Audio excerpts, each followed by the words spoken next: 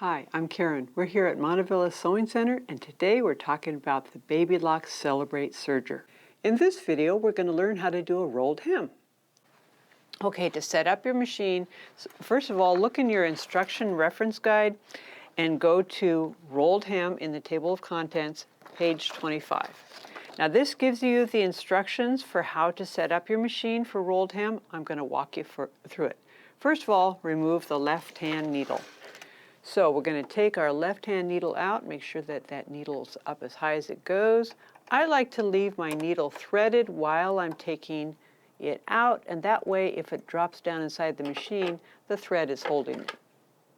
Take that out, put that in a safe place there. Now I'm going to take this left thread, needle thread out completely so it's out of the way and doesn't get caught in anything. So we're just going to keep that out of the way right there. And then always remember to tighten down your needle clamp screw so that way it doesn't vibrate loose and get lost. We don't want that happening. Okay, the next thing it says to do is clear the stitch fingers. Well, I basically did that by just simply pulling the thread tail back. Turn the stitch length adjusting dial counterclockwise until the rolled hem range. So the length is the lower knob, the larger knob. So we're going to turn this past 0 here, and that takes away that little stitch finger there, and we're going to turn it into a little bit past 1. And then turn the stitch width dial till the M lines up. We've already got the M lining up with a little marker. And then it says increase the lower looper tension. Well, what I like to do is go to the end of the book here. Just inside the back cover, we have 3-thread rolled edge. It gives some standard adjustments here, but I wrote in the adjustments that I like because I tried it out, and with my fabric that I'm using, which is a quilting cotton, I decided that the 1.5 stitch length, which they recommend here, it's like halfway between 1 and 2, and the M is just fine for the stitch width. For the right-hand needle position, I needed to have that up a little bit higher, so I changed it to 6. And then the looper tension, left that right at 4, but the lower looper, which is what they said, increase the lower looper tension, I needed it all the way up to 8 there. Now I have the presser foot up, which opens the tension discs here. That's important when you're changing any tension here. That way it will, the thread will stay down in the tension disc as you're changing the tension. Okay, so again, I'm using quilting cotton. You don't want to have anything thicker than this. You can use thinner fabric like silk or even lining material, something like that. That would be all right. Lower your presser foot, lift up the toe. And the idea is to, now this is just kind of a rough edge here, but the idea is to cut off a consistent amount so that you have a nice straight line here. And I like to start out hanging onto my threads because this is a very short stitch length and it can cause that thread tail to kind of curl around. So let's hang on to that until it's made a few stitches into the fabric. There we go.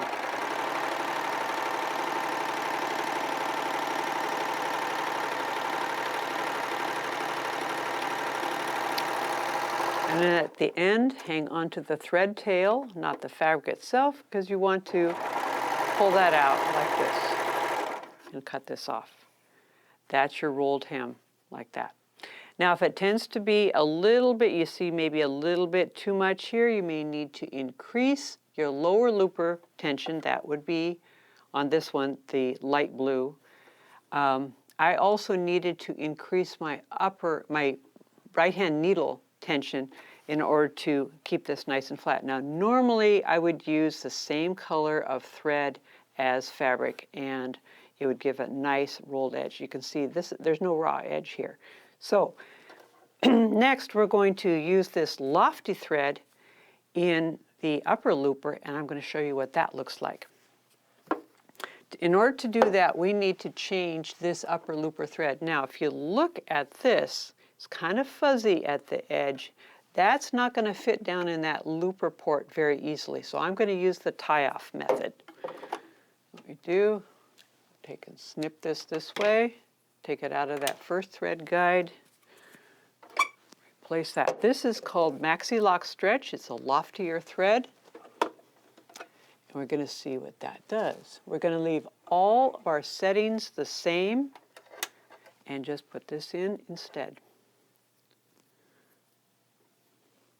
So the tie-off method, if you're not familiar with sergers, is you take the ends of the two threads, tie a single overhand knot like this, and if the thread tails are really long, you just kind of snip them off, and then make sure that the knot is secure. Now, in order to get this to move through easily, what I'm going to do is make sure that the needle thread and the upper looper thread are not around the lower looper. As you can see, they're kind of hooked around the lower looper. So I'm going to go backwards a little bit, just slowly. You can see, you can hear it kind of let go. So now everything's nice and free, and this will flow through freely. There we go. We've got our new upper looper thread, all threaded. A little bit tangled there. There we go. Okay, let's see what that looks like. Notice I didn't change any of the settings. All I did was change that upper looper thread.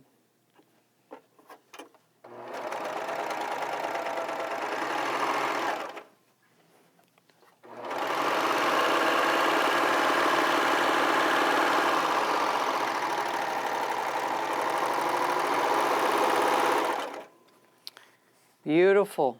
I could even probably make it that a shorter stitch length if I wanted to, and it would almost look like piping along the edge there. That's with Maxi Lock Stretch, which we also sell at Montavilla Sewing Center, and it comes in the same colors as the regular thread. Check out our other videos on this machine. If you like this video, give us a thumbs up.